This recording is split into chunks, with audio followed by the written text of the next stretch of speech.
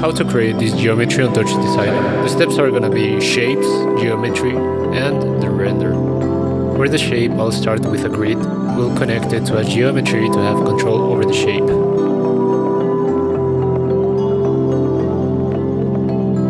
For the texture of the shape, I'll be using a PHONG, which is in the matte section.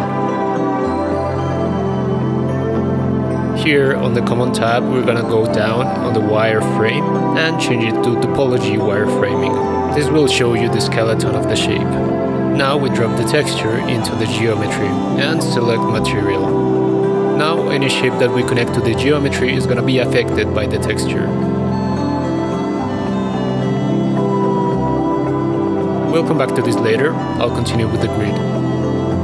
To make it visible, we're gonna add the render section, which starts with a camera.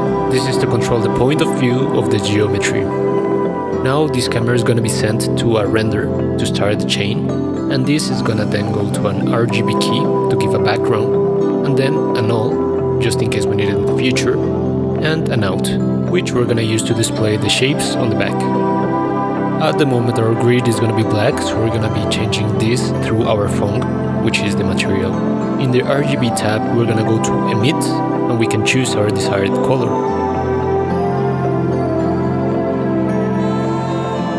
Now that we have the setup complete, we're gonna continue with the animation and the movement of the shapes. For this we go to geometry. The X-form tab is gonna be used for the rotation, and we're gonna type a code to make it move on its own. For the code we can also write frames instead of seconds. When the timeline is moving, so it's gonna be our shape. Now we can go back to our shapes and change some stuff.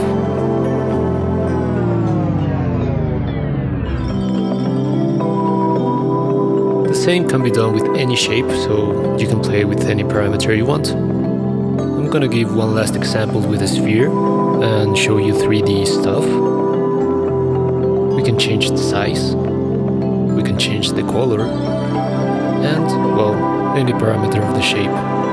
Now, if we'd like more than one shape at a time, we just have to duplicate our geometry. At the end, everything is gonna go through the camera. We can also duplicate the PHONG, which is our material, and drag it to the new geometry and change the colors. At the same time, we can add or change movement of the new geometry.